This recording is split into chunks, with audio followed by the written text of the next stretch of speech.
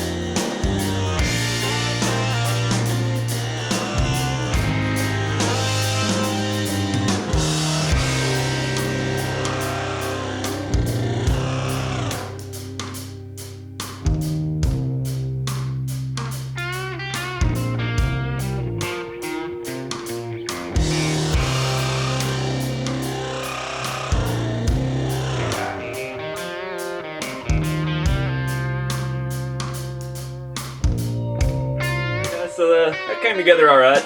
It's not great, but inside the truck it looks good enough. Yeah, it doesn't add a whole lot of weight. It will be a little bit higher. It's just sitting low right now because it's just sitting on the chassis rails. I don't have a clue yet as far as interior and stuff and what all that's going to take. So I don't know, but I just wanted something. It was just something I ran across in the shop while I was cleaning. Figured what the hey. Really hard to see it. But yeah, it's just basic. Just some sheet metal and some RC 4-wheel-drive packaging foam, an old car seat cover, and some pop rivets. A little bit crooked, but oh well. I like it. Anyways, I appreciate you watching. And be sure to follow on Instagram, RC Everyday. Keep it scale. I'll see you all in the next video.